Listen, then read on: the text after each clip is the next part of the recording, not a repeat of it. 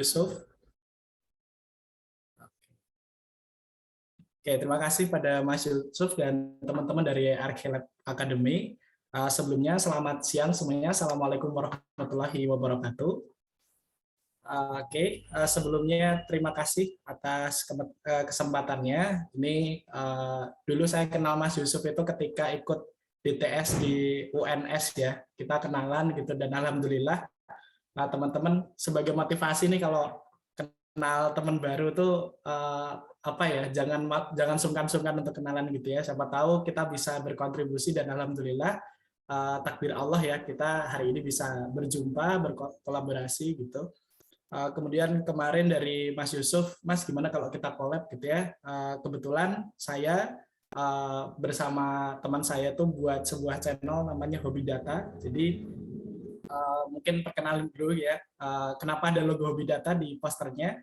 Itu sebenarnya channel YouTube aja sih. Jadi kami itu beberapa orang gitu bersama Mas Indra, ada juga di sini gitu ya, merasa bahwa konten-konten data science yang berbahasa Indonesia itu masih kurang, terutama dari sudut matematikanya, jadi from scratch-nya gitu. Jadi kita coba bikin konten di situ. Cuman mungkin di akhir-akhir ini kurang aktif gitu ya. Ini justru menjadi pemacu kami untuk terus create video-video baru gitu. Oke, mungkin saya izin untuk sharing presentation dulu.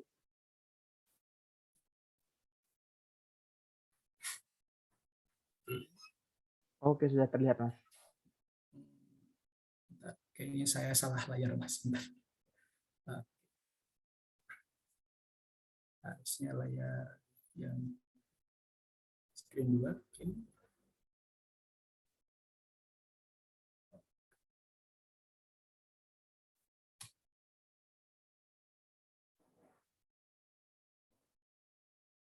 Oke, ini yang tampil sekarang slide bukan, Mas? Background, Mas. Oh, background. Ini udah tampil PPT? Belum. Oke, ini PPT sudah tertampil. Oh, sekarang udah ya? Sudah. Oke. Yang sekarang udah ya, Mas ya? Sudah. Oke, baik. Baik, teman-teman, hari ini saya akan coba menyampaikan sebuah materi ya, yaitu tips dan trik memulai karir sebagai data scientist. Ini sebenarnya pengalaman saya, juga beberapa slide juga saya peroleh dari beberapa ini ya, pengalaman yang saya peroleh juga yang kemarin kami juga sempat mengadakan beberapa webinar gitu ya bersama teman-teman di UAD gitu, kemudian dapat materi, semoga nanti bisa membantu teman-teman ya bagaimana caranya memulai karir sebagai data scientist. Nah, apa saja yang akan kita bahas gitu ya di mungkin kurang lebih 1 jam ini. Pertama nanti kita slide kenalan gitu ya, meskipun tadi sudah dibacakan untuk CV-nya, kemudian kita akan berkenalan apa itu data science, gitu. Kemudian bagaimana kesempatan berkarir di bidang data khususnya di Indonesia, gitu ya. Karena tadi Mas Yusuf bilang bahwa kalau di Indonesia tuh baru kurang lebih 5-10 tahun ya Mas ya baru hype di Indonesia gitu ya. Coba nanti kita lihat beberapa data-datanya, kemudian skill yang dibutuhkan dan tools yang dibutuhkan gitu ya. Kemudian bagaimana langkah-langkah memulai karir sebagai data scientist itu sesuai dengan yang sudah saya lakukan gitu ya. Jadi kemudian sharing pengalaman hingga sampai sekarang gitu ya, saya menjadi seorang data scientist gitu. Kemudian yang terakhir nanti ada kita juga harus update teman-teman. Jadi influencer-influencer di bidang data science siapa aja sih yang perlu kita ikuti gitu. Jadi itu mungkin konten pada siang hari ini gitu ya. Nah, yang pertama perkenalkan ya, tadi mungkin udah dikenalkan juga, mungkin ini sekilas saja. Jadi nama saya Joko Elianto gitu ya. Saat ini saya menjadi data scientist di Teman Data, startup juga kita teman-teman di bidang konsultan data scientist gitu ya. Jadi data science konsultan gitu. Jadi kami sekarang masih tahap B2B ya. Jadi kami masih mengelola data dari sebuah perusahaan gitu ya. Kemudian nanti kita membantu untuk solve problem di perusahaan tersebut gitu. Jadi saat ini masih di fase itu untuk startup di tempat saya bekerja. Kemudian 2 bulan lalu juga saya dapat tawaran dari Ruang Guru untuk menjadi instruktur di sana. Kebetulan tadi juga ada salah satu ya, Mas Rahul gitu yang ikut di camp Ruang Guru tadi juga ikut. jumpa lagi Mas Rahul gitu ya. Biasanya kita jumpa di kelas, sekarang kita jumpa di Archilab Academy gitu ya. Kemudian juga saya juga menyusun kurikulum gitu di pusat studi data science di alma mater saya di Matematika UAD. Kemudian tadi ini mungkin saya skip saja, tadi udah disampaikan oleh Mas Yusuf gitu ya. Nah, kita mulai di pembahasan pertama teman-teman. Jadi apa itu data science dan data scientist gitu ya. Nah, yang pertama adalah kita ngomongin tentang data science. Apa itu data science? Sebenarnya data science itu atau ilmu data ini merupakan gabungan atau irisan dari berbagai ilmu pengetahuan atau bidang, teman-teman. Jadi untuk menjadi seorang data scientist nanti gitu ya, tapi kita ngomongin data science dulu. Banyak hal yang perlu kita kuasai. Jadi kalau kita lihat dari diagram Venn ini, saya pikir teman-teman juga sering menemukan kalau searching data science pasti yang muncul adalah diagram Venn ini. Di mana data science ini merupakan kombinasi dari 3 bidang pengetahuan utama gitu ya. Yang pertama adalah mathematics gitu ya. Itu juga salah satu alasan kuat saya kenapa saya terjun di bidang data science, karena background saya adalah mathematics. Tetapi itu juga kurang tepat juga kalau hanya itu. Kenapa? Karena ini kan tiga-tiganya ini kalau bisa kita bilang seimbang gitu. Jadi selain mathematics, kenapa? Karena ketika di data science kita bertemu data gitu ya, kemudian kita melakukan analisis, nanti lanjut ke pemodelan. Model-modelnya itu adalah model-model mathematics gitu ya. Semua pemodelannya adalah model-model mathematics dan statistik. Makanya harus kuat di sana gitu ya. Bagaimana metode-metode itu harus dikuasai dan metodenya memang metode mathematics gitu ya. Nah, kemudian adalah selanjutnya domain expertise. Nah, ini bidangnya gitu ya. Makanya di sini ilmu data. Datanya bisa dari mana aja. Bisa dari ilmu pertanian, bisa dari ilmu politik gitu ya, atau sosial gitu, atau dari berbagai bidang gitu ya, di kesehatan gitu ya. 3 bulan terakhir, 6 bulan terakhir saya di teman data memang fokus di data-data kesehatan gitu ya, data-data rumah sakit. Jadi mau nggak mau kita sedikit banyak gitu ya harus tahu. Jadi di 1 bulan pertama tuh kita di brainstorming gitu ya dengan dari perusahaan tersebut, kita sharing di rumah sakit itu nanti sistem pekerjaannya seperti ini seperti ini. Jadi kita harus tahu gitu ya. Jadi kita harus tahu domain expertise-nya. Kenapa? Ketika kita tahu, kita akan tahu problem-problem apa yang dialami oleh perusahaan, dan si data scientist nanti gitu ya, atau ilmu data ini tujuannya adalah solving problem di situ gitu ya, untuk optimisasi di situ gitu ya. Nah, makanya domain expertise ini juga perlu dikuasai. Nah, berkaitan kemudian yang terakhir adalah generasi data di 2 dekade terakhir gitu ya, teman-teman, itu bahkan bisa melebihi dari tahun-tahun yang sudah ada gitu ya. Jadi saking cepatnya generasi data di era big data ini, maka kita butuh yang namanya teknologi gitu ya. Nah, teknologi itu adalah computer science atau juga programming gitu. Jadi mau nggak mau kita harus berinteraksi dengan teknologi terbaru gitu ya. Mau nggak mau kita juga harus punya skill programming gitu ya. Setiap hari kita pakai aplikasi, setiap hari kita menggunakan machine learning bahkan yang sudah kita pakai sehari-hari. Kalau teman-teman pakai face recognition, itu machine learning. Kalau teman-teman pakai translation, itu machine learning. Machine learning sudah ada di keseharian kita, gitu ya. Jadi mau nggak mau, kalau tadi dari Mas Yusuf ya, di 2030 akan banyak pekerjaan yang berganti, ya memang sudah saatnya, gitu ya. Karena sekarang teknologi pelan-pelan sudah menjadi keseharian kita. Gitu. Jadi ini data science adalah kombinasi dari ketiganya, gitu ya. Dimana kalau irisan antara mathematics dan computer science itu membahas tentang machine learning-nya, gitu ya. Kemudian kalau di domain expertise sama mathematics itu irisannya adalah penelitian di bidang statistiknya, gitu ya. Kemudian kalau untuk computer science dan domain expertise-nya berarti ini pemrosesan datanya. Nah, di 3 ini nanti dia adalah data science. Gitu. Nah, kemudian setelah itu apa itu data scientist gitu ya. Nah, ini salah satu cuitan gitu ya dari Josh Wells di 2012, sudah cukup lama, tapi ini mudah untuk dipahami saya pikir ya. Jadi siapa itu data scientist ya? Kalau kita berbicara data scientist, maka dia adalah orang who is better at statistics than any software engineer. Jadi kalau dia seorang software engineer, maka dia adalah yang statistiknya bagus di antara software engineer itu. Atau dia adalah software engineer yang statistiknya bagus gitu ya. Jadi memang harus kombinasi dari keduanya gitu ya. Nah, jadi dia adalah ahli matematik atau statistik yang pemrogramannya bagus atau ahli pemrograman yang matematika atau statistiknya bagus gitu ya. Jadi memang harus medium lah ya. Kenapa? Karena memang tadi harus lintas pengetahuan ya. Jadi tidak hanya satu expertise tapi paling tidak tiga ini paling tidak dasar-dasarnya harus dikuasai gitu. Nah, kemudian berkaitan dengan karir di bidang data, teman-teman. Mungkin teman-teman sering dengar beberapa istilah gitu ya. Ada data scientist, ada data analyst, ada data engineer, ada data scientist juga gitu ya. Ada sekarang ada machine learning engineer. Nah, coba kita akan bahas gitu ya. Ini sebuah visualisasi berdasarkan skill-nya, teman-teman. Jadi, apa sih bedanya data analis, machine learning engineer, data engineer, dan data scientist?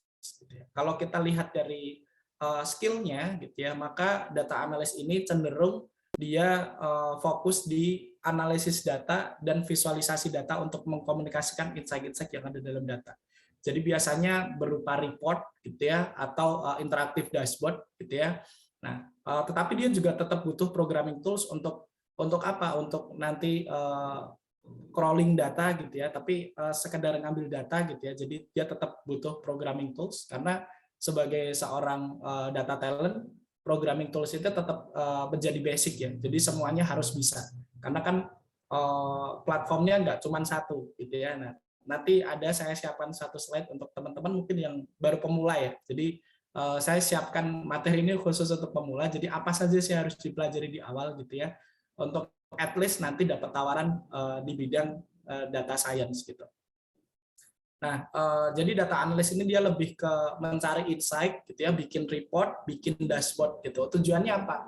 Ketika nanti tim atau pengambil keputusan gitu ya ingin melihat data perkembangan data setiap hari, biasanya mereka membuat sebuah dashboard untuk memantau perkembangan datanya. Mungkin dari penjualan gitu ya, mungkin dari segmen konsumennya gitu ya teman-teman ya. Nah, si pengambil keputusan ini ingin melihat gitu ya. Jadi bagaimana sih perkembangannya. Nah, biasanya kita membuat dashboard gitu ya untuk memantau hal tersebut. Nah, itu untuk data analis. Jadi lebih ke visualisasi dan komunikasi terhadap data gitu ya, mengkomunikasikan insight-insight penting atau informasi-informasi penting yang ada di dalam data. Nah, kemudian ada pekerjaan selanjutnya yaitu machine learning engineer. Nah, kalau ini khusus untuk mengembangkan model-model machine learning gitu ya. Jadi kalau teman-teman pernah menggunakan apps, kemudian nanti ada recommendation system di situ ya. Oh, setelah teman-teman nonton film A misal di Netflix atau mungkin software atau aplikasi streaming lain gitu ya. Kenapa dia bisa ngasih rekomendasi yang memang teman-teman suka. Nah, itu yang bikin itu namanya machine learning engineer. Atau ketika teman-teman menggunakan aplikasi translator gitu ya, atau mungkin aplikasi-aplikasi lain yang menggunakan konsep machine learning, nah yang bikin model itu si machine learning engineer itu gitu ya. Jadi yang membuat pemodelannya, kemudian yang nanti maintenance modelnya gitu ya, itu adalah si machine learning engineer. Nah, kemudian ada juga namanya data engineer ya. Jadi kalau si machine learning engineer tadi dia harus punya programming tools, harus ada data intuisi. Kenapa? Karena dia tahu ya data yang seperti ini cocoknya model apa, gitu ya. Makanya tadi matematikanya harus kuat, karena kalau matematikanya kuat dia akan punya sense of model. Jadi kalau datanya seperti ini, gitu ya. Mungkin kalau banyak data kategorinya, mungkin dia pakai random forest mungkin ya, just untuk contoh aja, misal gitu. Kemudian statistiknya juga karena kan untuk pemodelan gitu ya. Kemudian tentu teori machine learning-nya. Kemudian juga nanti ada multivariable calculus dan linear algebra. Jadi ya berkaitan dengan tadi ya teori machine learning-nya. Jadi pasti ada juga multivariable calculus dan linear algebra ini. Gitu. Kemudian adalah data engineer. Nah, kalau data analis tadi sudah ada data nih di database, dia ambil datanya, dianalisis, dia visualisasi, dia sampaikan, dia komunikasikan insight-insight. Kalau machine learning engineer ini sudah ada data gitu ya, kemudian dia diminta untuk kita punya task untuk membuat sebuah sistem machine learning untuk efisiensi, misal untuk sistem rekomendasi atau mungkin untuk translator atau mungkin untuk klasifikasi gitu ya, misal di perbankan nih teman-teman. Kan sekarang baru marak ya fintech ya. Bayangin dalam 1 detik itu ada berapa aplikasi yang masuk gitu ya, pendaftaran yang masuk gitu ya. Nah, apa mungkin itu di-approve oleh orang secara asli gitu ya. Biasanya itu udah pakai mesin ya. Nah, bagaimana caranya membuat model untuk memberikan prediksi bahwa orang ini kira-kira nanti akan gagal bayar atau tidak gitu ya. Nah, itu yang bikin si machine learning engineer-nya. Jadi datanya sudah ada, kemudian dia melakukan pemodelan berdasarkan datanya. Nah, terus siapa yang nyiapin datanya gitu ya? Nah, yang nyiapin datanya ini si data engineer itu. Jadi data engineer itu dia ngambil data dari berbagai sumber, bisa dari aplikasi, bisa dari crawling website gitu ya, atau dari software-software yang dia develop atau dari sistem-sistem yang dia develop, kemudian dikumpulkan dalam sebuah database gitu ya. Kalau gambar nanti berarti dalam sebuah sistem gitu ya. Kalau dia mungkin data tabular dalam sebuah database gitu ya, dalam tabel begitu. Hingga nanti si machine learning engineer sama data analis dan data scientist ini tinggal enak gitu ya makainya data itu. Jadi tugas dari si data engineer itu mengambil data secara berkala gitu ya, bikin pipeline data processing-nya dari dia crawling datanya, data processing-nya sampai data itu siap untuk diolah oleh next team ya, baik data analis, machine learning engineer atau data scientist gitu.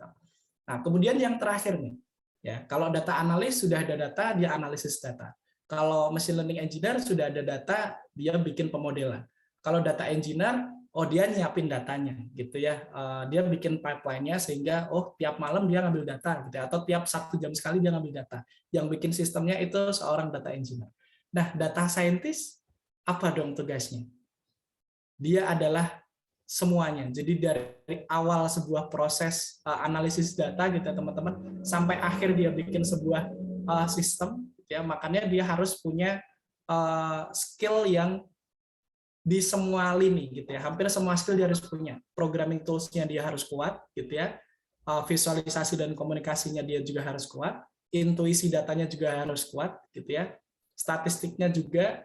Kemudian untuk data wrangling atau data pre-processing-nya gitu ya, teman-teman juga harus. Nah, machine learning juga. Karena memang dia adalah ilmuwan data ya. Dia yang menguasai data itu dan bagaimana dia bisa menghasilkan solusi gitu ya.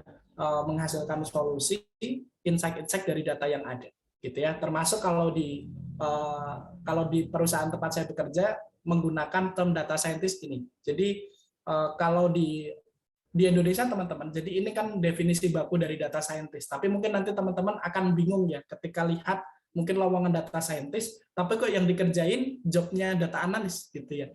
Namanya machine learning engineer, tapi kok yang dikerjain malah jobnya data scientist gitu. Memang kalau di Indonesia setiap perusahaan itu belum punya definisinya sendiri-sendiri.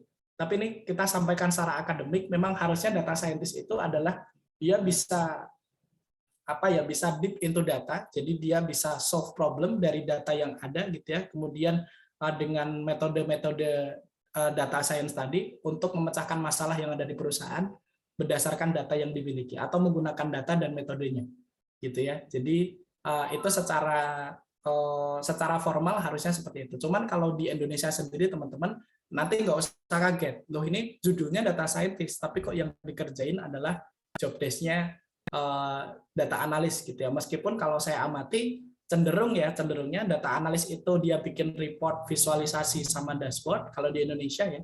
Kemudian kalau di seorang data scientist dia cenderung untuk melakukan modeling gitu ya. Kalau di sekitar 1 tahun terakhir saya amati di Indonesia polanya seperti itu. Meskipun seharusnya tidak, data scientist harusnya skopnya lebih luas, tidak hanya di pemodelan gitu ya. Harusnya itu cukup si machine learning engineer saja gitu.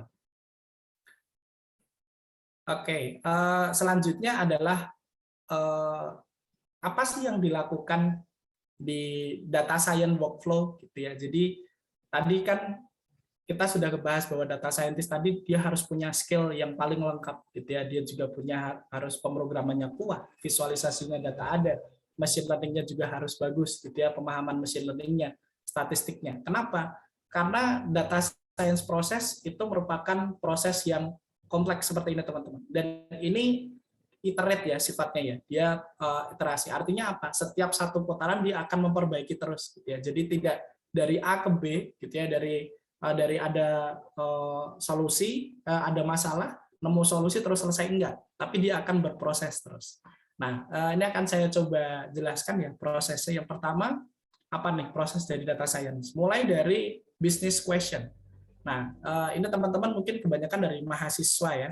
Jadi kalau business question itu sederhananya kayak rumusan masalah gitu ya. Jadi kalau teman-teman nih sebagai data scientist, biasanya kita langsung dikasih problem gitu, misal, Mas, di rumah sakit saya tuh ternyata agak ini nih, agak tidak ada kurang seimbang antara pemasukan dari asuransi, BPJS sama pribadi. Nah, itu apa yang terjadi dan apa solusinya?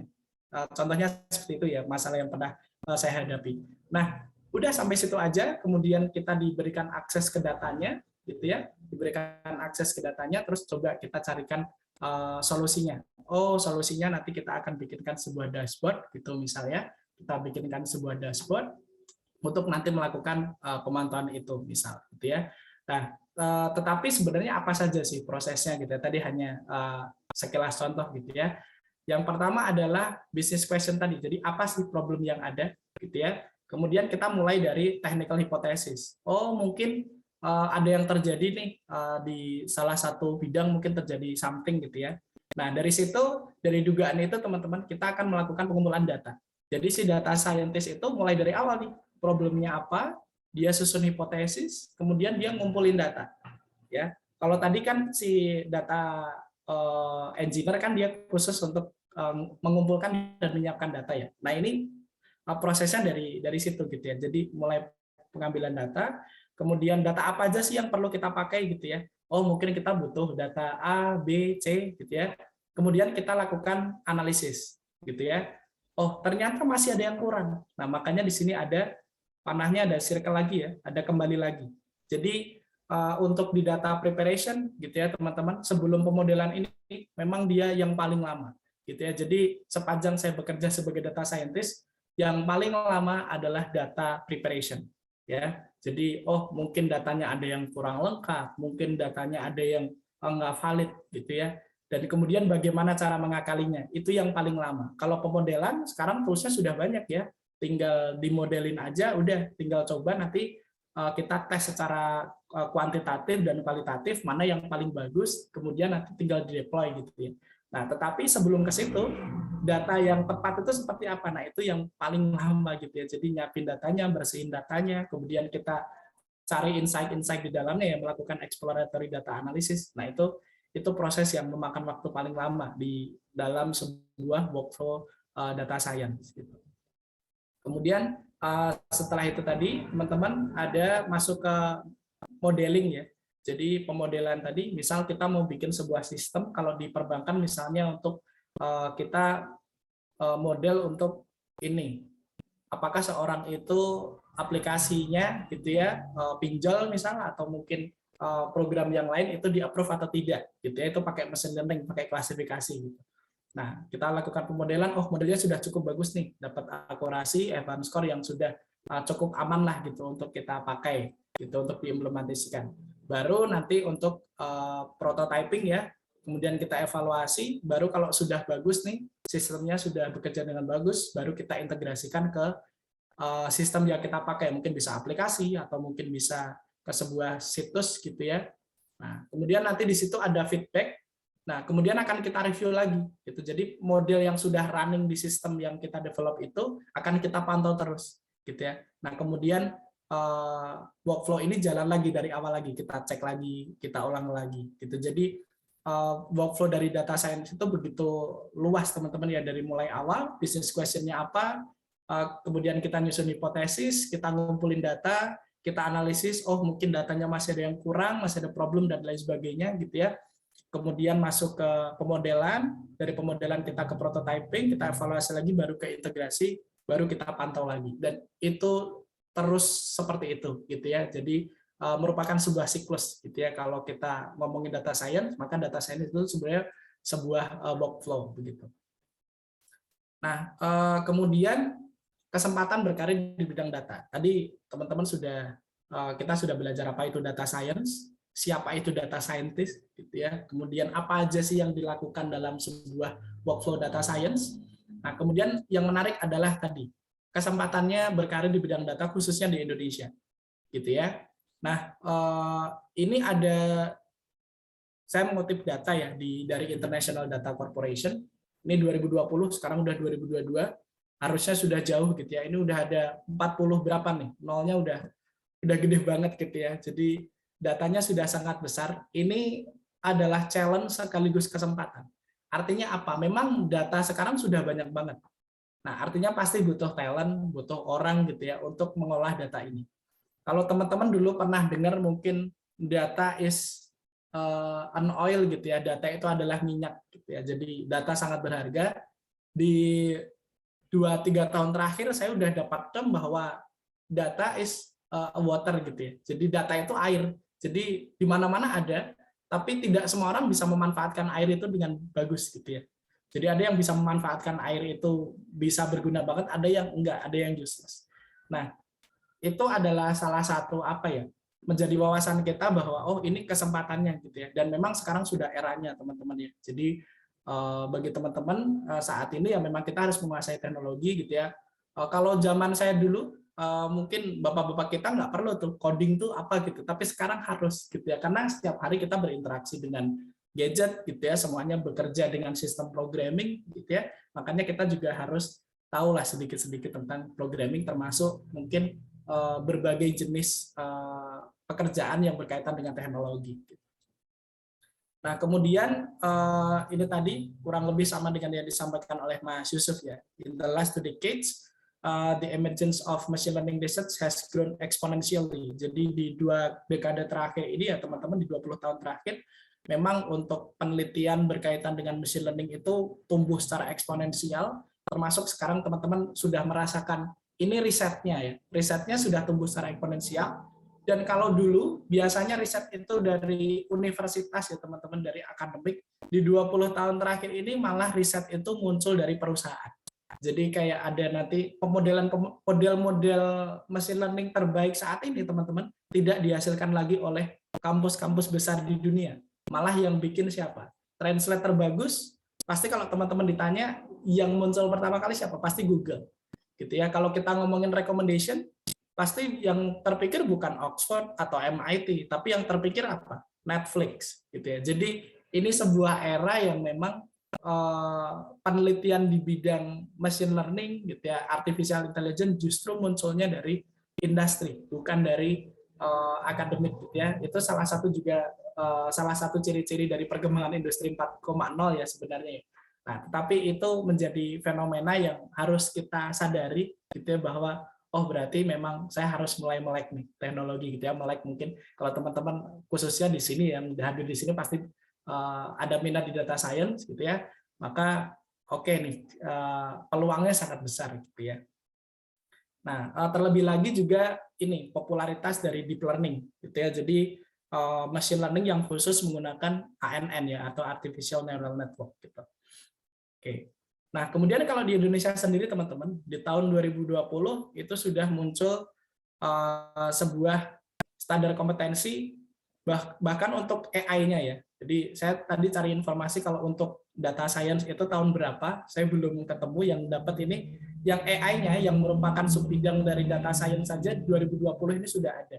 Gitu ya. Jadi artinya pemerintah itu sudah terbuka gitu ya berkaitan dengan profesi data science dan AI gitu. Kemudian kalau teman-teman searching di LinkedIn gitu ya, itu juga sudah cukup banyak gitu ya untuk jobs. Bahkan saya tuh pasang kayak semacam reminder ya, tiap hari itu pasti selalu ada nih. Oh, data scientist, lowongan data scientist, lowongan data analyst setiap hari pasti ada gitu ya. Jadi peluangnya besar sekali kalau di Indonesia saat ini gitu ya. Oke. Kemudian juga program-program dari pemerintah itu juga mendorong lahirnya pakar data science. Nah, termasuk salah satunya adalah Digital Talent Scholarship gitu ya, yang akhirnya saya juga bisa kenal Mas Yusuf saat itu, kemudian kita komunikasi terus sehingga akhirnya kita bisa berkolaborasi hari ini gitu ya teman-teman. Kemudian ada program-program lainnya, sekarang malah banyak diambil alih oleh kampus Merdeka gitu ya, tapi itu malah bagus banget. Jadi teman-teman dari mahasiswa banyak sekali kesempatannya ya untuk belajar khususnya di bidang data science. Bahkan ada juga dari akademi-akademi swasta seperti Archilab misalnya ya, ada webinar-webinar seperti ini, itu karena memang hype-nya masih tinggi gitu ya teman-teman ya, berkaitan dengan data science ini. Nah, kemudian skill apa yang dibutuhkan gitu ya. Tadi sudah tahu data scientist itu apa gitu ya. Data scientist itu ngapain aja gitu ya. Kemudian bagaimana peluangnya di Indonesia. Nah, sekarang skill apa nih yang harus saya pelajari gitu ya. Nah, ini adalah materi yang disampaikan oleh Mas Louis Owen kemarin.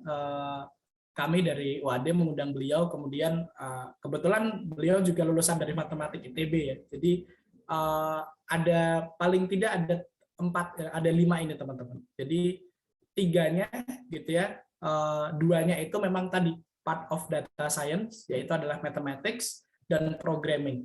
Tetapi untuk yang mathematics gitu ya, mungkin ini teman-teman banyak dari jurusan yang di luar untuk science misalnya, jangan takut karena sekarang sudah banyak tools. Tetapi pemahaman dasar, ide-ide dasarnya tetap harus dipahami gitu ya, kayak misal model klasifikasi itu apa gitu ya, model regresi itu apa, model klasterisasi itu apa gitu ya. Kemudian yang basic-basic itu karena sekarang toolsnya sudah banyak gitu ya. Kemudian untuk programming teman-teman juga harus menguasai. Tapi kalau teman-teman memang ingin deep gitu ya sebagai data scientist untuk nanti memang jadi pakar, memang harus mendalami statistik, linear algebra, metode optimisasi gitu ya. Karena dan tambahan juga teman-teman di startup gede itu model-model yang dipakai biasanya juga develop sendiri gitu ya. Dan bagaimana caranya untuk develop itu mau nggak mau juga harus paham metode optimasi gitu ya, numerical method gitu ya. Tetapi di luar itu sebenarnya sudah banyak kok tools yang bisa kita pakai seperti scikit-learn dan lain-lain gitu. Nah, kemudian programming ya, yang kedua, mungkin yang paling saya sarankan di awal adalah Python dan SQL gitu ya. Terutama Python karena Python itu sangat ramah untuk anak baru di programming gitu ya, karena bahasanya sangat mirip dengan bahasa Inggris gitu ya. Jadi banyak hal yang dulu kita perlu 3-4 baris gitu ya, cukup 1 baris di Python dan itu sangat mudah untuk dipelajari. Kemudian adalah design thinking. Nah, design thinking ini berkaitan dengan tadi ketika teman-teman ingin jadi seorang data scientist, tadi ya prosesnya mulai dari business question. Jadi mulai harus empathize, jadi tahu problem yang dialami oleh klien teman-teman itu apa, gitu ya. Kemudian bisa ngedefine problem itu menjadi machine learning problem misal, atau data science problem di-solve di situ, dikembalikan lagi ke real problemnya gitu ya. Kemudian bikin prototype, kemudian tes. Nah, jadi itu tadi design thinking itu berkaitan dengan data science workflow tadi. Kemudian juga project management. Nah, ini sebenarnya project management dan other soft skill ini memang berkaitan sama ketika teman-teman bekerja gitu ya. Sebagai seorang data scientist, dalam satu perusahaan teman-teman biasanya nggak cuma pegang satu project gitu ya, dan biasanya menjadi seorang data scientist projectnya juga biasanya nggak sama-sama gitu ya. Misal teman-teman sekarang pegang 2 project, yang satu sentiment analysis, yang satu computer vision misalnya. Nah, itu kan 2 hal yang berbeda. Nah, terus itu bagaimana teman-teman nanti ketika bekerja tuh bisa nge-handle itu dengan baik. Makanya teman-teman juga harus belajar tentang masuk juga leadership, communication gitu ya, other soft skill. Nah, biasanya seorang data science itu sudah jadi lead di datanya ya, di tim datanya biasanya. Jadi ya dia harus punya skill-skill berkaitan dengan leadership, komunikasi, teamwork, dan lain sebagainya. Nah, kemudian ini tools yang dibutuhkan, ini sesuai dengan pengalaman saya gitu ya. Untuk pemula itu apa saja sih yang perlu teman-teman pelajari mungkin di 6 bulan atau 1 tahun pertama gitu ya. Yang pertama adalah database. Nah, mau nggak mau teman-teman harus berkenalan dengan apa itu database. Sederhananya database itu ya kayak spreadsheet itu, seperti Excel. Cuman Excel itu kan ya filenya paling berapa mega sih gitu ya, atau paling mentok berapa giga gitu. Nah, si database ini bisa menyimpan tabel itu ratusan tabel dengan ukuran yang sangat besar gitu ya teman-teman. Nah, Makanya teman-teman harus mulai belajar untuk akses database. Nah, ada berbagai jenis gitu ya teman-teman ya. Berbagai jenis database, ada MySQL, ada PostgreSQL, ada SQL Server gitu ya. Nah, masing-masing ini dia punya softwarenya sendiri gitu ya. Nah, tetapi biasanya nih, saya kemarin juga baru tahu ketika sudah terjun di pekerjaan ya, kita bisa pakai sebuah software namanya The Beaver, itu bisa untuk mengolah database, semua database gitu ya, semua tipe-tipe database ini, jenis database ini bisa dalam satu ini ya. Jadi satu software ini gitu. Jadi teman-teman mungkin bisa belajar database pakai The Beaver. Itu kalau database gitu ya. Jadi belajar dulu, dan tutorialnya banyak gitu ya, di YouTube juga banyak gitu. Kemudian selanjutnya adalah data preparation. Data preparation itu mulai dari membuka data, membersihkan data, melihat data gitu ya, data description-nya kayak apa, kayak lihat mean, median, kemudian plot dan lain sebagainya gitu ya. Belum sampai plot sih, sampai pembersihan data.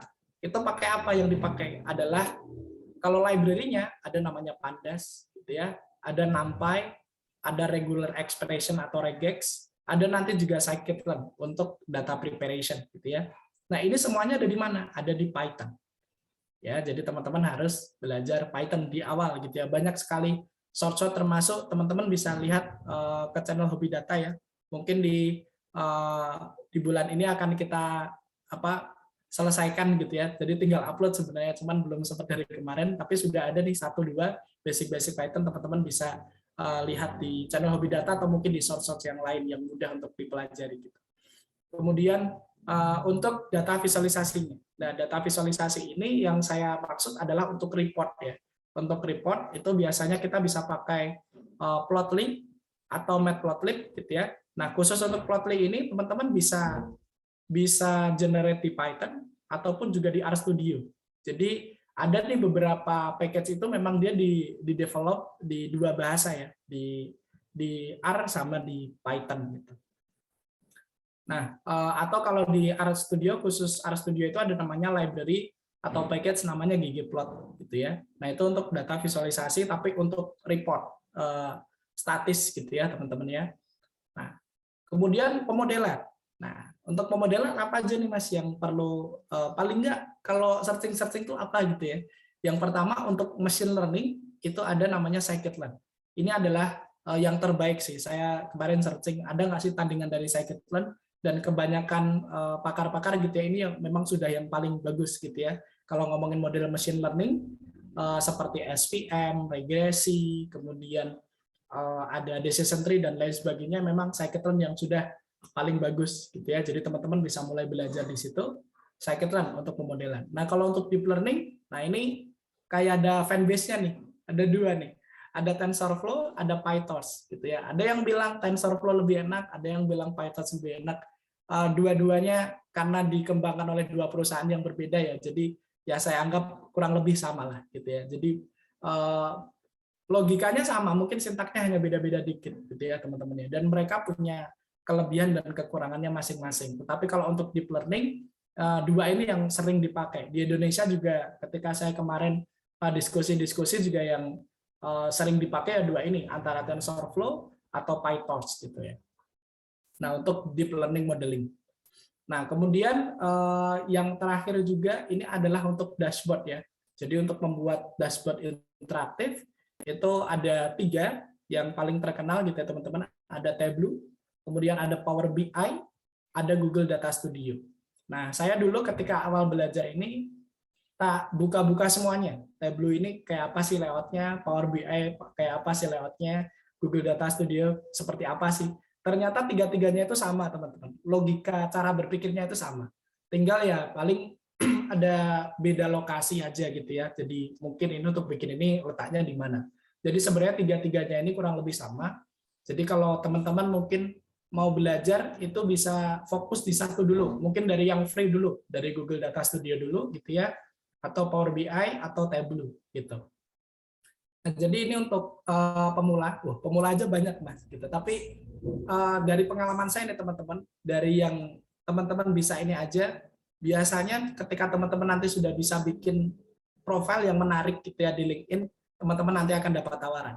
Bahkan tidak perlu untuk melamar ya, tetapi sudah ditawarin gitu ya.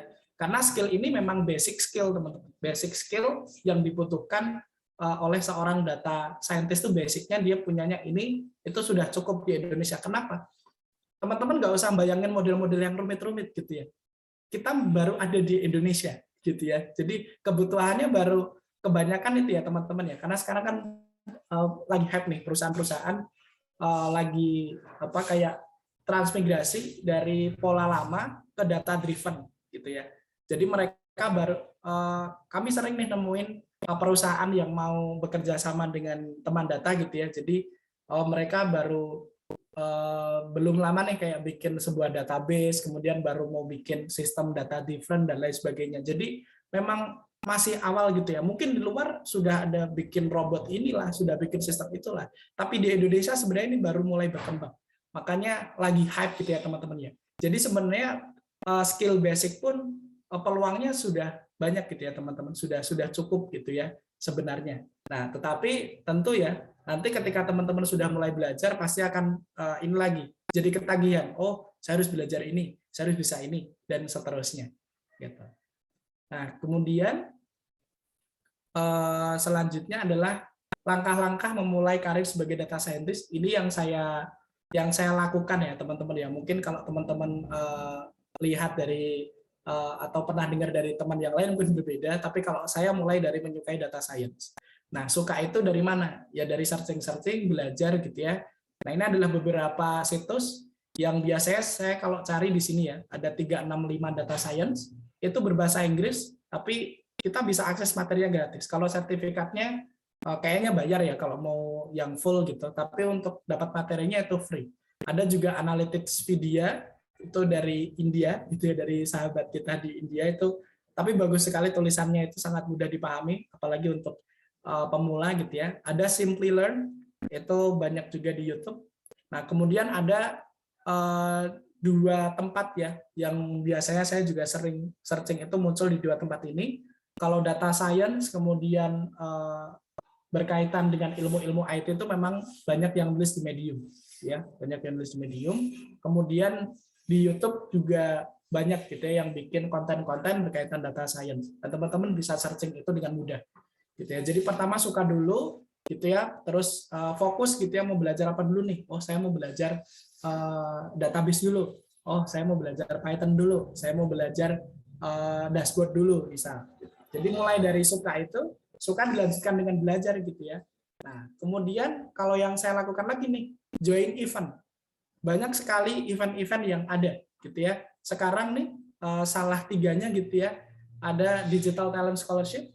Saya juga pernah ikut gitu ya.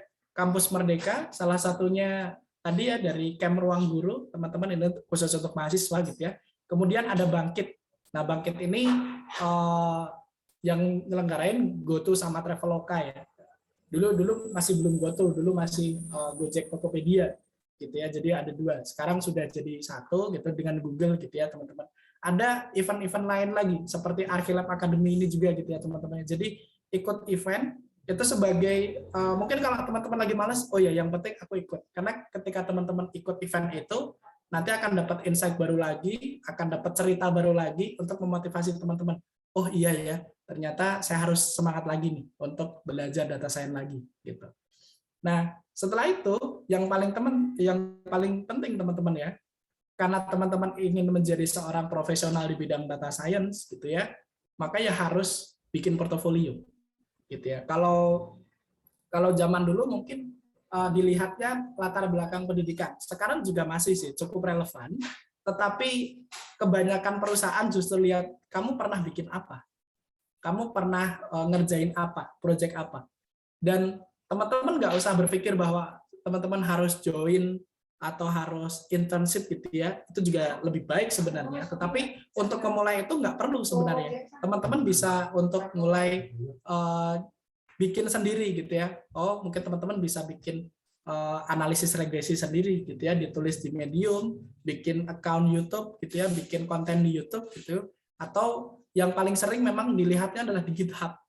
Jadi GitHub itu tempat kita sharing portofolio kita dalam bentuk coding gitu ya. Jadi teman-teman mungkin pernah bikin pemodelan apa, di-share di GitHub-nya, gitu ya. Dan nanti biasanya akan dilihat nih, oh orang ini pernah ngerjain ini, dan saya juga butuh orang yang punya pengalaman di sini, gitu ya. Dan itu biasanya sekarang tuh lebih banyak di situ, gitu ya, untuk nge-hire orang menjadi data scientist. Gitu.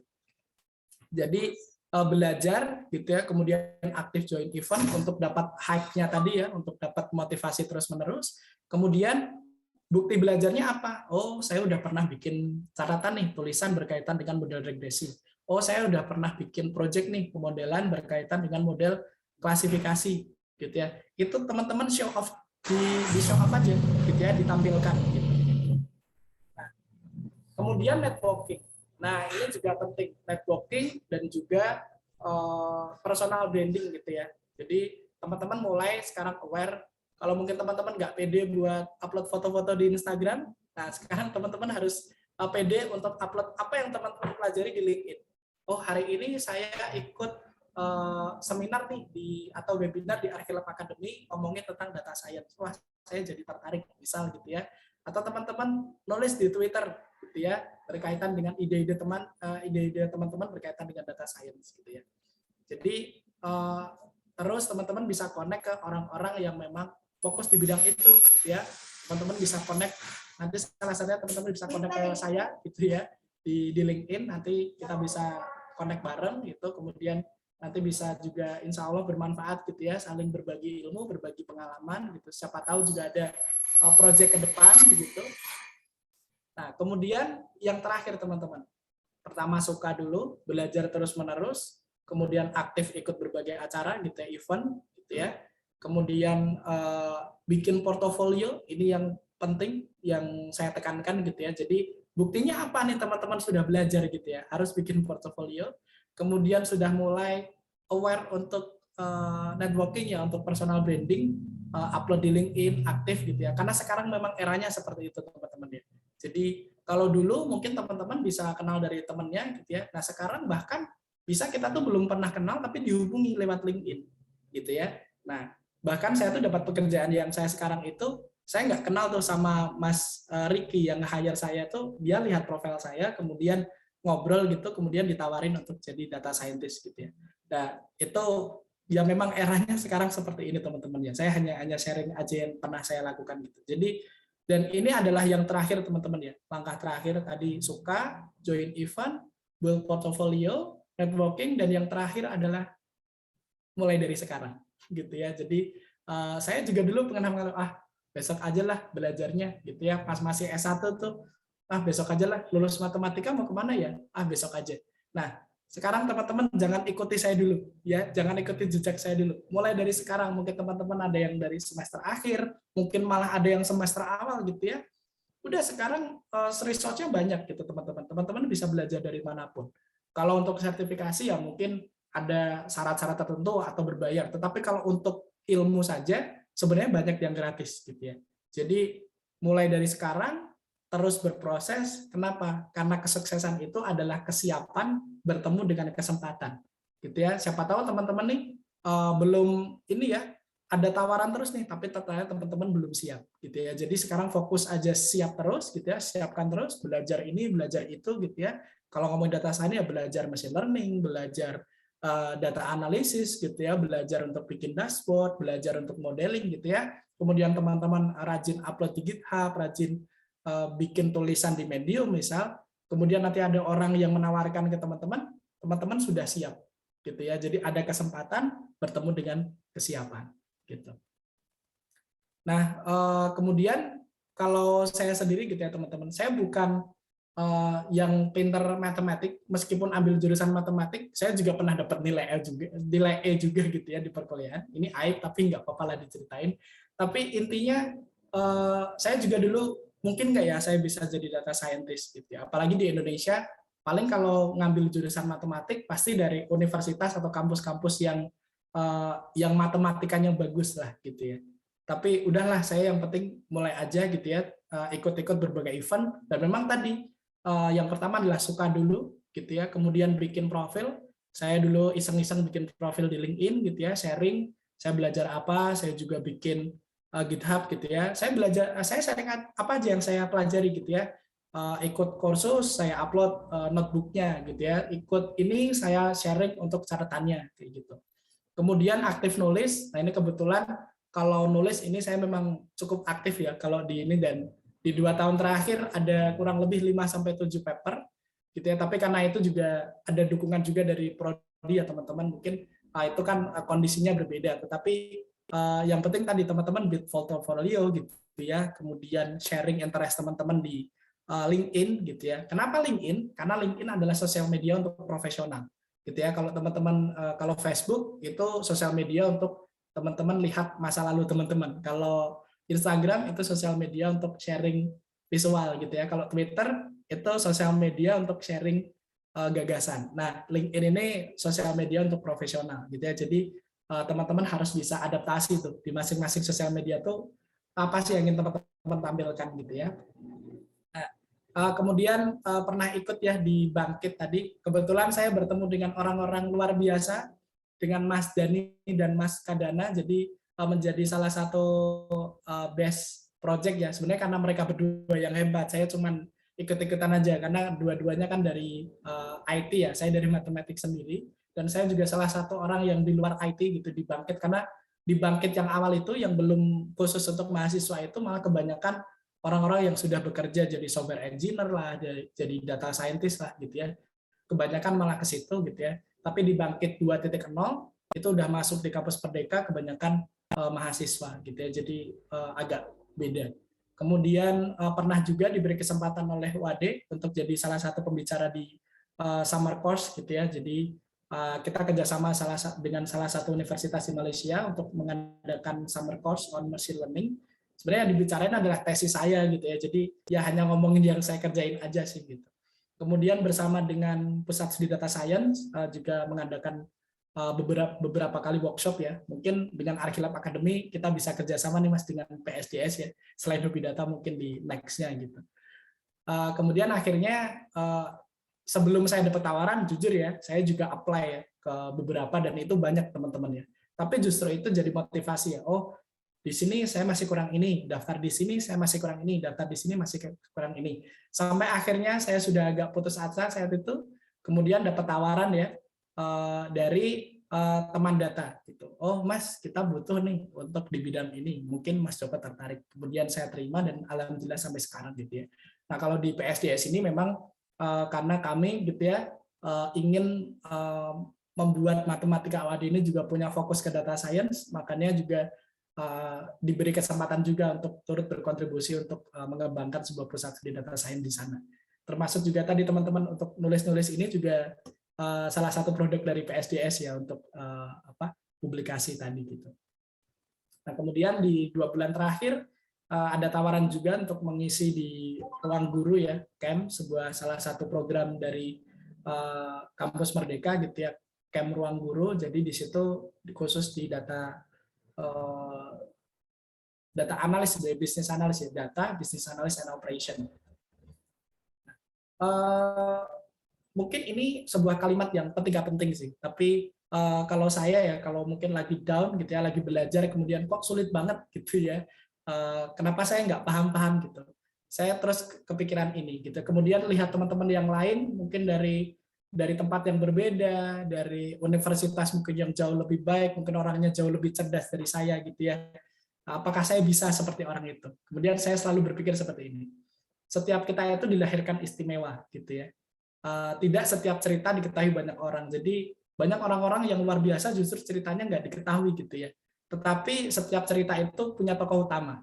Dan tokoh utamanya itu selalu menarik, teman-teman. Nah, jadilah tokoh utama yang terus bersemangat berpetualang untuk meraih semua mimpi-mimpi.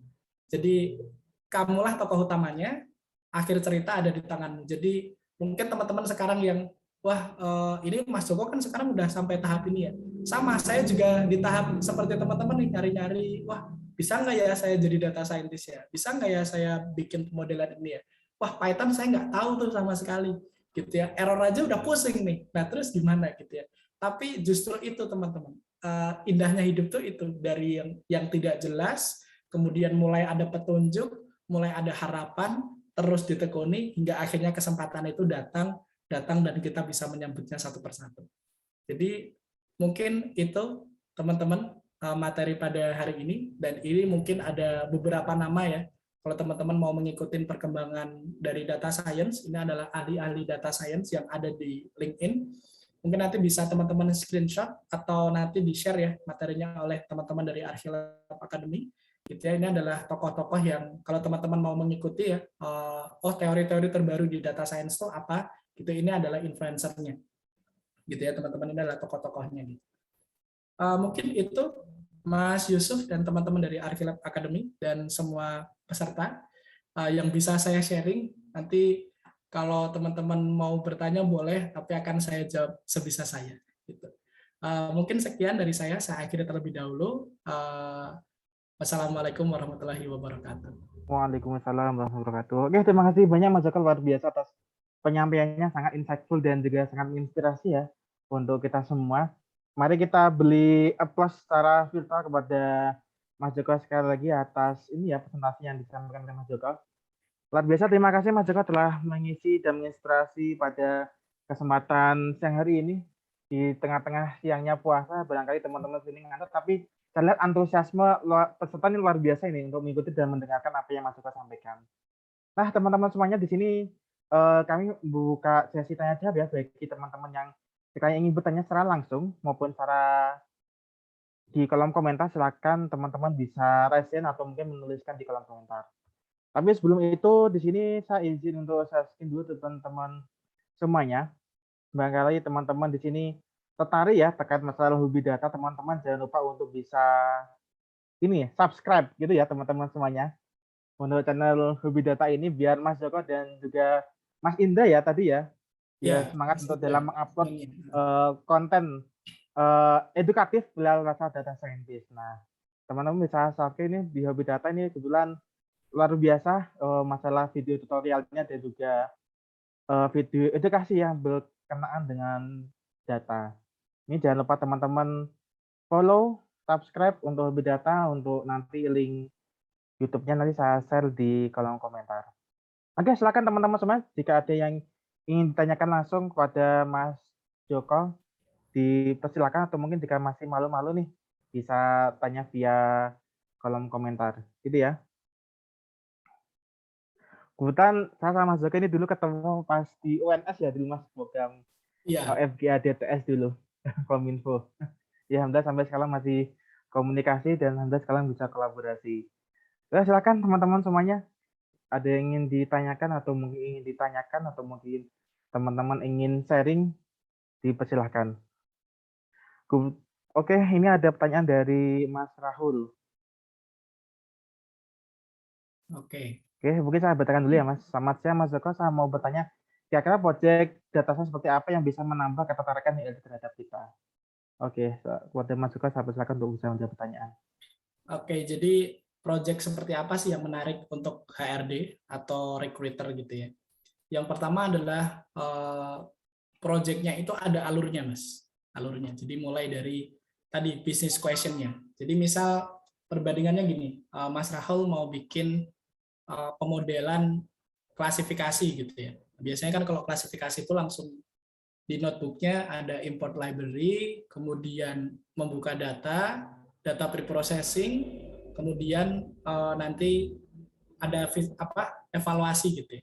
Nah, kebanyakan teman-teman tuh kalau bikin seperti itu.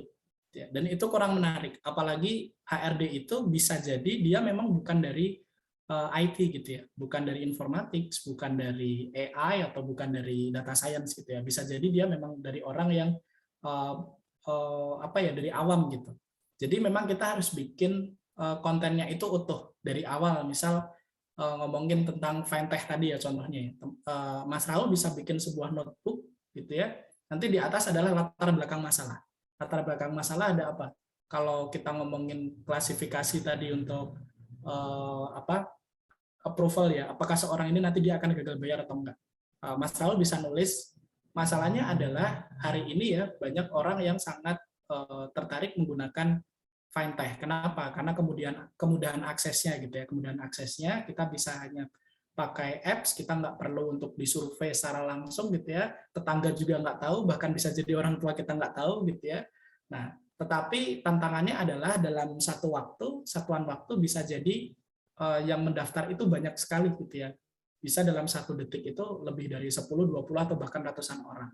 Tentu itu kan tidak memungkinkan untuk menggunakan orang asli gitu ya, atau manusia untuk melakukan hal itu. Tentu butuh sebuah sistem. Nah, sistem machine learning ini penting gitu ya untuk melakukan sistem klasifikasi itu. Nah, terus Mas Raul bahas nih, cari contoh datanya. Contoh datanya di mana? Di Kaggle banyak gitu ya. Jadi contoh data itu artinya apa? Variabelnya ya pastinya itu aja ya. Kalau kita ngomongin data keuangan, apa sih variabelnya? Ya paling data track record-nya gitu ya, kemudian data identitasnya gitu, kemudian pendapatan, pengeluaran dan lain sebagainya, tanggungan gitu ya.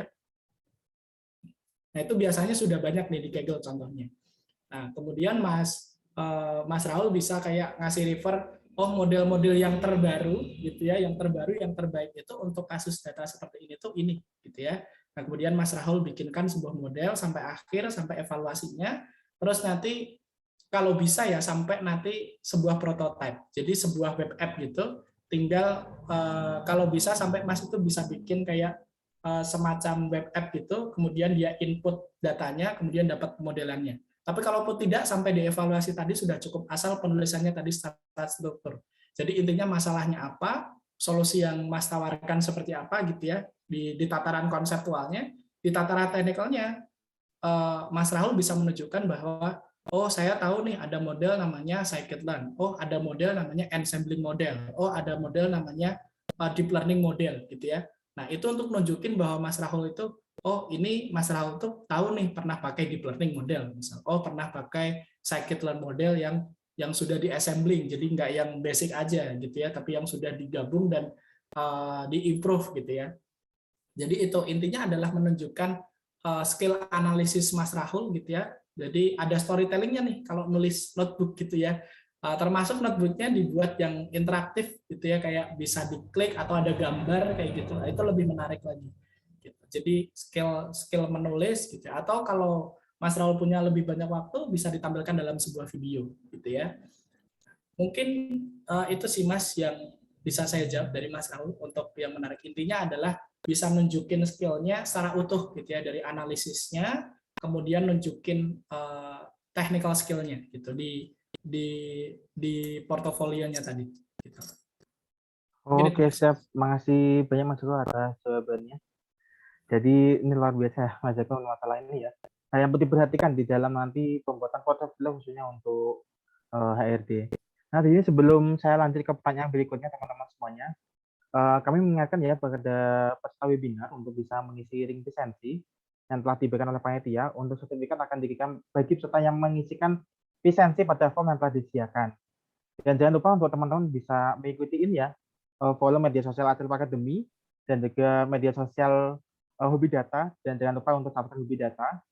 Tentu saja teman-teman akan mendapatkan insight terkait masalah kritikal, data science ya, teman-teman follow dan juga subscribe tadi Adila maupun di Hobi Data. Nah, kita lanjut lagi nih pertanyaan kedua dari Mas Sergianda Aji Kutswara. Selamat siang Mas, saya mau izin bertanya. Ya, kita mau membuat sebuah riset yang berkaitan dengan data science untuk portofolio. Apakah permasalahannya harus yang berkaitan dengan pemasaran perusahaan? Dan bagaimana tips untuk membuat riset yang bisa kita buat, Mas? Terima kasih. Oke, langsung saya jawab ya Mas ya. Baik, kalau berkaitan dengan topiknya Mas, ini tergantung Mas Renggianda sih. Ini strategi. Kalau saya dulu ya, karena posisi nyari pekerjaannya itu udah fresh graduate, ya saya butuh pekerjaan sesegera mungkin kan. Jadi ya saya cari topik-topik yang memang terpakai gitu, yang memang terpakai di perusahaan. Jadi harus cari topik-topik yang berkaitan dengan problem-problem yang ada di perusahaan untuk menarik rekruter tadi gitu ya, atau mencari kesempatan gitu. Tetapi sebenarnya Mas Regianda akan lebih bagus justru mulai dari yang Mas Regianda tekuni aja. Mungkin Mas Regianda dari jurusan apa gitu ya, misalnya mungkin dari fisika atau sosial misal. Mas punya ketertarikan di bidang apa, terus cari nih problem itu yang bisa di-solve pakai data science gitu. Kemudian Mas bikin project di situ. Tapi tetap mengikuti yang tadi, problemnya apa, solusinya apa, yang pakai pendekatan data science ya, pendekatan machine learning atau data science tadi. Kemudian Mas Regiana nunjukin tadi skill analisisnya, nunjukin technical skill-nya di project itu. Jadi kan intinya dari recruiter atau orang yang membutuhkan itu ingin lihat kemampuan dari Mas Regianda tadi. Gitu ya. Mungkin Mas tertariknya sekarang di recommendation, misal di teori recommendation gitu ya. Ya udah, bikin project terkait hal itu aja gitu ya. Dari yang kita tertarik. Justru malah dari yang kita tertarik itu biasanya akan lebih deep, akan lebih luas dan lebih dalam gitu ya. Nah, jadi itu sih bisa dari apapun, nggak harus yang berkaitan dengan perusahaan. Cuman kalau tadi kepentingannya adalah untuk segera dapat tawaran dari HRD misalnya untuk segera dapat pekerjaan ya semacam strategi lah, kita tahu lah, oh perusahaan butuh ini, kita siapkan skillnya gitu ya. Tapi kalau untuk sekedar untuk membangun tadi ya, untuk membangun skill gitu ya, untuk tetap tadi produktif untuk membuat sebuah portofolio, itu justru lebih baik mulai dari yang kita suka aja sih. Jadi untuk mengisi waktu luang, yang biasanya mungkin teman-teman nonton Netflix gitu ya, Sabtu Minggu mungkin adalah 1-2 jam bikin project gitu ya. Bikin project mungkin dari brainstormingnya dulu, latar belakangnya dulu 1 jam. Besoknya mulai dari belajar model-model yang dipakai di masalah itu 1 jam. Besoknya lagi mulai dari bikin Python notebook-nya gitu ya. Kemudian di minggu depannya lagi baru upload di GitHub gitu. Mungkin gitu sih Mas Regianda, semoga cukup menjawab. Oke, masih banyak Mas Joko atas jawabannya. Jadi ya saya teringat ini juga sih. Kebetulan saya juga karena S2 saya teknik biomedis ya Mas.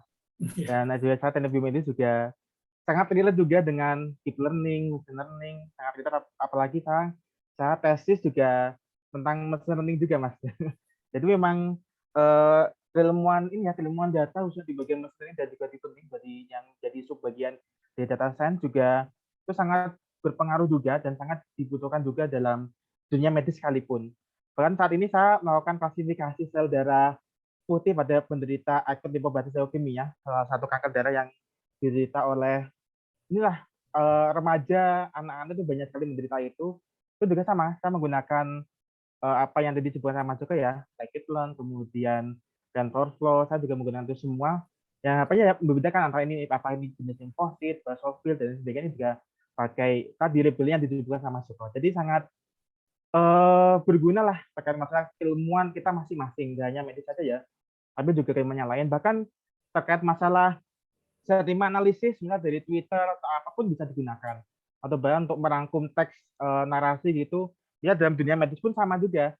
Misalnya katanya kita ada data rekam medis, kita ingin klasifikasikan atau pengen mesin itu tahu, sistem itu tahu dia tuh menderita apa sih, itu juga bisa juga. Jadi banyak dari sisi aspek mungkin politik untuk masa kebijakan, medis untuk membantu dokter dalam mengambil keputusan, apalagi keilmuan seperti Mas Yoko dan sebagainya itu banyak sekali gunanya. Jadi teman-teman, ini kesempatan emas dalam belajar ini ya Mas, data science, karena itu sangat relate juga dengan ilmu masing-masing. Apalagi sekarang juga ini ya, keilmuan sosium pun juga menggunakan ini juga di dalam menentukan kebijakan. Apalagi masalah Twitter, Facebook, media sosial untuk menentukan masalah kebijakan pemerintah juga nggak bisa kita lepaskan dari yang namanya big data itu sendiri. Oke, mungkin di sini ada teman-teman, saya berikan satu kesempatan nih teman-teman semuanya untuk bertanya langsung kepada Mas Joko, yang mumpung Mas Joko masih ada di sini. Sambil kita ngabuburit juga, satu pertanyaan terakhir bagi kalian teman-teman yang ingin tanyakan, raise hand atau mungkin secara langsung di kolom komentar. Mas bisa sharing bagaimana tampilan sebuah website portofolio seorang data science? Oke. Mungkin izin 2 pertanyaan ya Mas, kemudian ada beberapa pertanyaan ini. Boleh. Nanti Mas Anang terakhir ya, sebagai pertanyaan penutup. Kemudian nih Mas Heri, Mas bisa sharing bagaimana tampilan sebuah website portofolio seorang data science?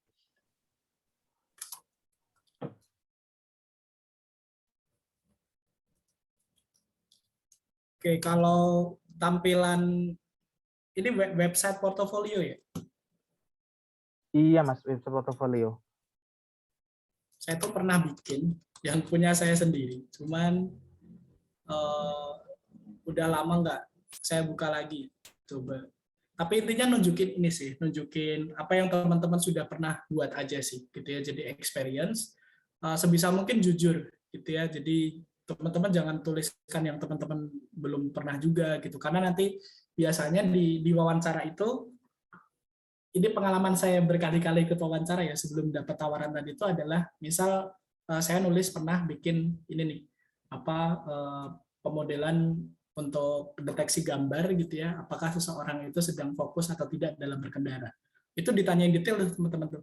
Oh, dari mana datanya, kemudian pre-processing datanya apa aja, kemudian kenapa Mas Joko tuh pilih TensorFlow, kenapa nggak PyTorch gitu ya, apa kelebihannya, apa kekurangannya, kemudian kualitas modelnya seperti apa gitu ya. Nah, paling kalau saya kurang lebih seperti ini sih ya. Jadi sebentar.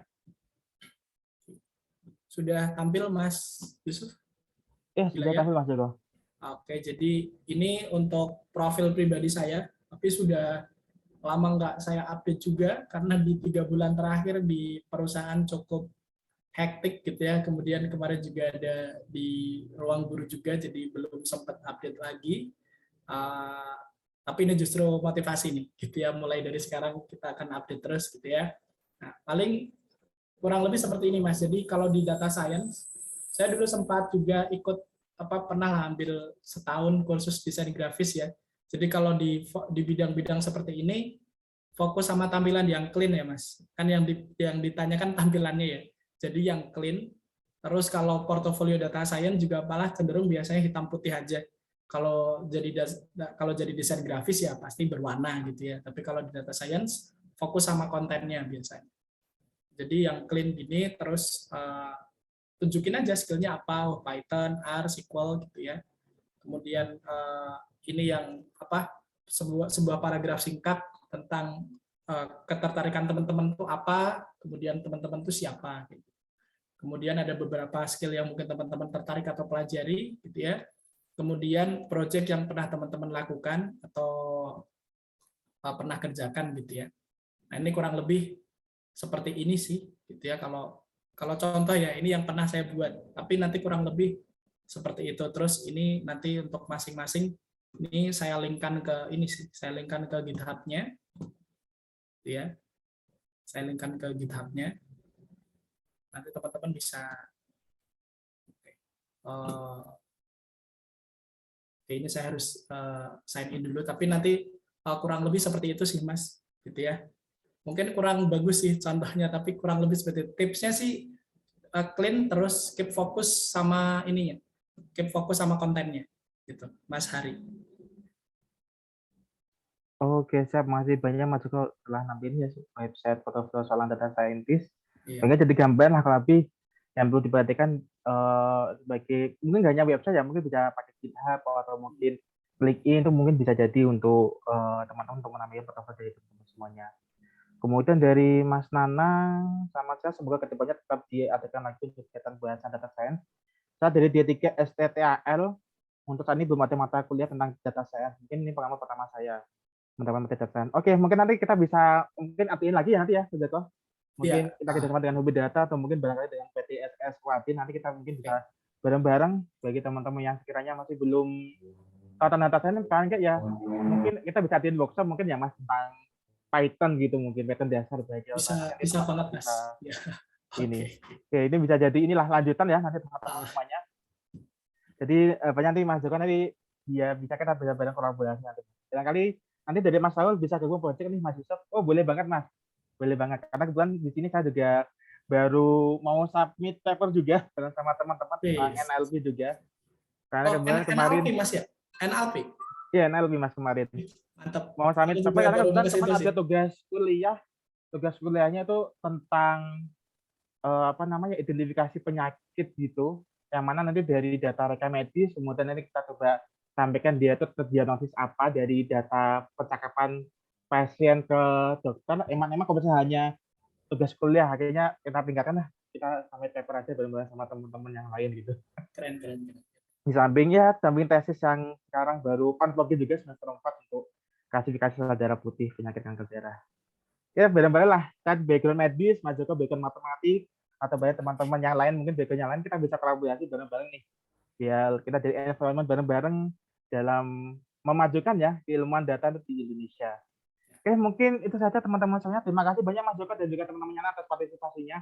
Luar Oke, biasa, terima terima kasih kasih juga. Mas Joko. Semoga berkah lancar masa profesi dan juga kalinya barangkali Mas Joko mau S3 nanti semoga dimudahkan Mas Joko. Amin, amin, amin. Oke, sekali lagi kami mengingatkan pada teman-teman untuk ini ya, bisa mengisikan presensi, karena nanti sertifikat akan dikirimkan melalui email maksimal H+7. Dan jangan lupa untuk bergabung ke server Discord Atrip Academy, dan jangan lupa untuk follow media sosial Atrip Academy, dan juga jangan lupa subscribe untuk channel YouTube Hobi Data. Sebelum kita akhiri, barangkali ada closing statement dari Mas Joko untuk terakhir kalinya. Oke, mungkin kalau closingnya ya tadi untuk teman-teman yang memang tertarik di bidang data science ya, sekarang peluangnya sangat terbuka gitu ya, kontennya sudah banyak, tinggal teman-teman mau fokus dan serius aja sih. Jadi termasuk kalau teman-teman mau akses konten yang premium kayak yang terkenal ya, kayak mungkin DataCamp atau mungkin resource-resource yang lain yang seharusnya kalau dalam dolar itu mahal, saya kasih bocoran, teman-teman bisa cari di e-commerce untuk yang ini, yang sharing ya, jadi itu lebih murah. Gitu. Itu bisa juga gitu. Mungkin itu sih Mas tambahannya.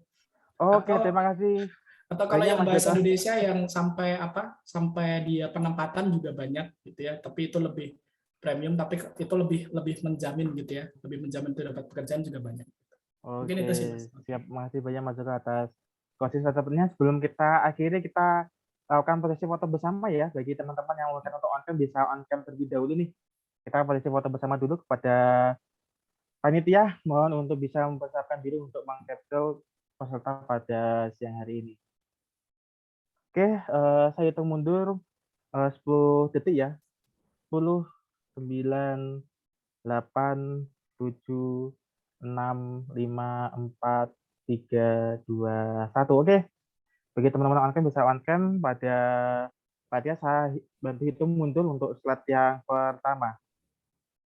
3, 2, 1. Oke, kemudian ada lagi masih slide pertama ya dengan gaya bebas, silakan teman-teman semuanya. Tapi gaya bebasnya apa ini? Hitung 3, 2, 1. Oke, kemudian slide yang kedua. 3, 2, 1. Oke, sekali lagi terima kasih pada Mas Joko telah mengisi kepada kesempatan siang hari ini. Semoga nanti kita bisa kolaborasi bareng nih Mas, entah webinar, workshop, atau mungkin bahkan barangkali kita mau penelitian bareng, mungkin bisa-bisa aja ya Mas, nanti kita kolaborasi. Kemudian terima kasih juga kepada para peserta yang telah hadir pada kesempatan siang hari ini. Semoga teman-teman lancar ya semua, sukses untuk kalian dan juga bagi yang kuliah, sukses untuk akademiknya. Kita akhiri pada perjumpaan kita siang hari ini dengan tetap semangat dan juga teman-teman semoga sukses selalu dan sehat untuk Ramadan dan juga pada era pandemi saat ini. Saya akhiri, Assalamualaikum warahmatullahi wabarakatuh. Selamat siang, salam sehat. Semoga teman-teman bisa lancar dan juga silakan melanjutkan aktivitas yang lain. Sampai jumpa di webinar berikutnya. Terima kasih Mas Joko. Oke, sama-sama. Terima kasih. Thank you.